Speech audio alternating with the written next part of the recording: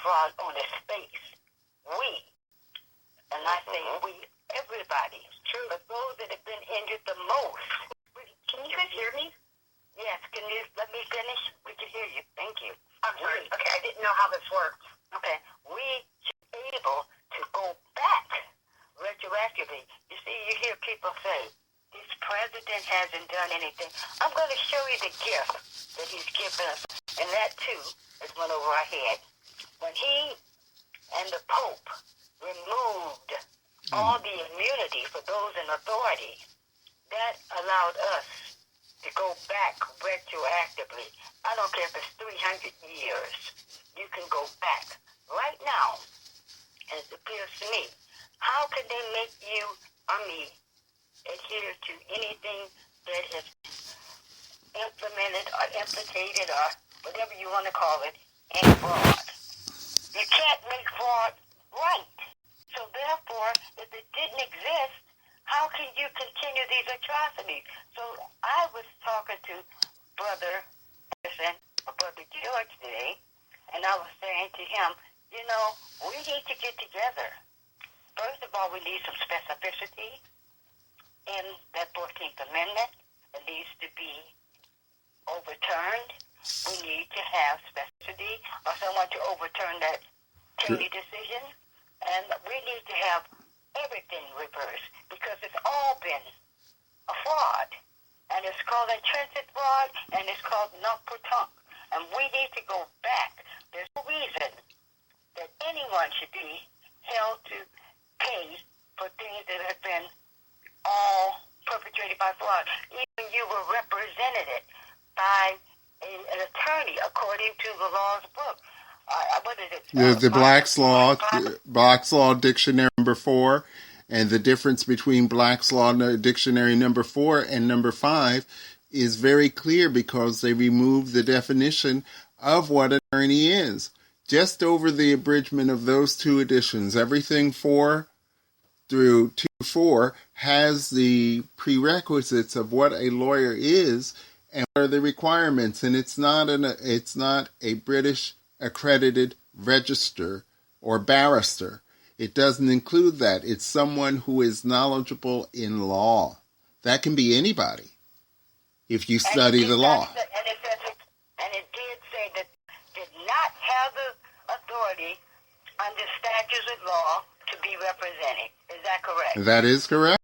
And see, the thing is that in the published statutes at large on the 13th of July in 1866, the statutes do not include the bars that the barristers cite in court, in open court, to tell that they have some sort of legal authority to stand in the case to talk. So what does this mean? What am I saying to you?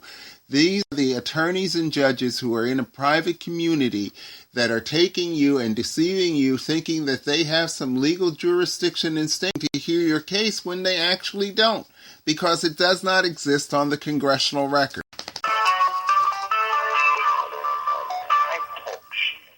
Recorded live. Good afternoon, morning, evening, whatever the case may be. Welcome to the Good News Justice for Us show. Sorry we're a little late, but we'll go back over what you might have missed for those that were not on the call. But anyway, we're going to continue. Thank you guys again, and please have your friends come over. To me, this is probably one of the most informative shows that we have given thus far. Okay, continue going, Doctor.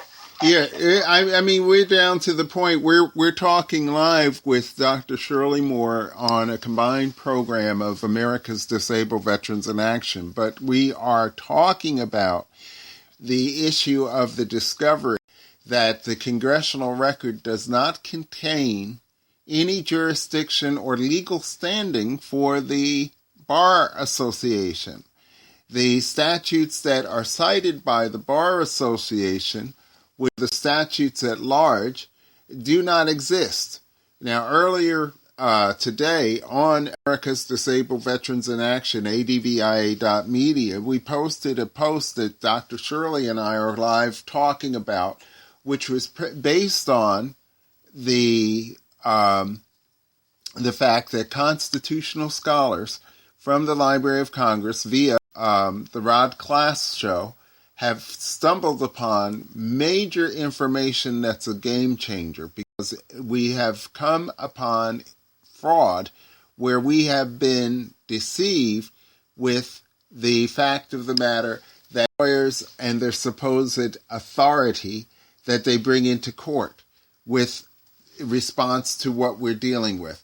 We owe it to ourselves to educate ourselves and make sure that we, as veterans and as people of the United States, understand the contract that we're under. And when we don't understand that contract that we're under, we're suckered into all kinds of fraud. And these people that we're going before know it's a fraud. They know it. They know it. Because you have a right to... Yeah, you have a right to honest services. That means that even if you did not know, they have an obligation to tell you, to make you consciously aware of what's going on. But we don't understand that lawyers can represent you because they have a dual fact of two pre-pledges that belong to other organizations that do not include you. So by the time you get to hire these people, have a pledge to the Bar Association and they have a pledge to the court. And according to Juris Secundum, these two pledges supersede any duty to you. So that means that they can't represent you. That means that they tell us that statute at large, 14 statute at large, 121, on the 13th of July, 1866, does not exist. It is not on the congressional record for that day. And it's never been ratified by Congress. Wow. And see, this is where I want to show you how sinister. You know, when we know better, we do better. And this is how these were some geniuses. What they did, they knew that they weren't going to include, let me take it here.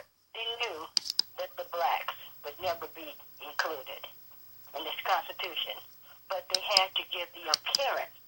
Now, what they had to do, they had to come up with some big monstrous, something really major to keep the people divided. So then they come up with the color thing. That way, that will keep them off each other. But unbeknownst to everybody, I don't care if black, white, or green, it's never been about that. It's been your birth certificate. So now, they don't want you to know about that. So now they got us arguing, oh, I want to pay for that person. That's my tax money. It's not your tax money. Your tax money goes to England. None of it stays here. That's proven. It's on my Facebook. You can go see it. The Pope has come out and told you. He says your birth certificate is in the Vatican, in the registry. He says everybody's Social Security card, EIN number is in the Vatican. They're making money off of your energy. He's telling you that.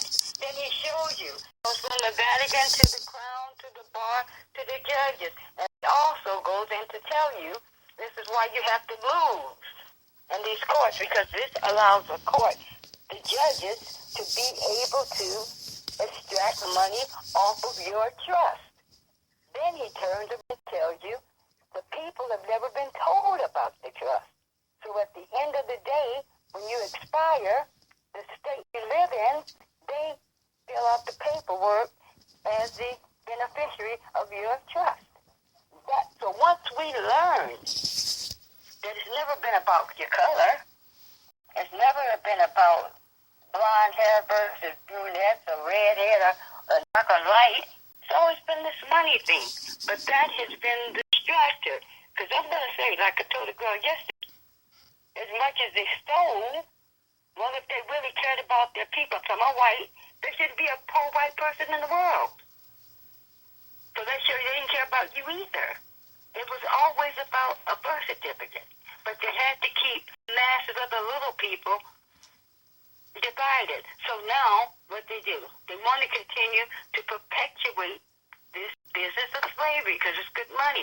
So now they come up with a criminal justice system. So we, including me, all of us, they committed a crime, and we just take it that they committed a crime, whether he should have went in that store and stole that bubble gum 30 years. That's how they've been able to perpetuate it.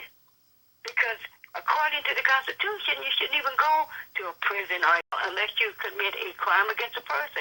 You rape them, you kill them, you molest them. But those are actually, those are civil cases. So I rob just say a jury store. You got your jury back. Why am I doing 100 years? You got your stuff back. Where's the end of your party? Okay, I broke you under. Let me fix it. But we've been so conditioned to think this is the way it's supposed to be, and it's not. And so they set up these courts, and they allow this system where attorneys are operating that have not even been approved or ratified by a Congress. I feel, me personally, I beat attorneys myself, and I'm not even an attorney. I don't think you need to have permission, but this is how they're able to decide if they want to exempt you from being in the party. So this is why you hear people, sometimes they take the bar, they may take it 3 times, some people may take it 1, some take it 100, never pass. If you don't fit in, they don't give you permission. If you begin to fight them, they take your license. That's a control mechanism. But the fact here, even moreover, I see the biggest mess of criminal activity that's ever been heaped upon America. This is worse than slavery because this has encompassed everybody. Everybody. This has been a way to steal. Because they have to pull you in the court, whether it be children, whether it be probate, conservatorship, a ticket. They need to be able to pull you in if they are going to extract from your birth certificate. And that's been the name of the game. So, being that we now know it is fraud on its face, how are we, the people, going to be made to continue to adhere to something illegal from its face? All these people with records, they shit the fan, they can't get a job, or whatever, they can't get the children back, whatever the case may be, based upon fraud, that needs to be overturned. But I feel that we have not, because we ask not. At the time, we need to go there with something hard, fast, in writing, something undisputable. And that's the way I fight. I don't go there necessarily with them, but if you can show them something that they've done, and they know that you can prove it undisputably, I usually win. And I think this is a time, we don't need to be out there. I'm just using, you got this Black Lives Matter, you got this group, that group. Everybody's different issue.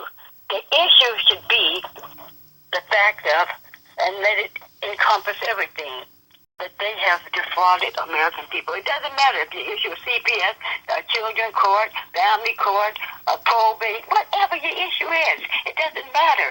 The whole thing has been fraud, and we need to be restored, and that's where I stand. Okay, go ahead. It's really something.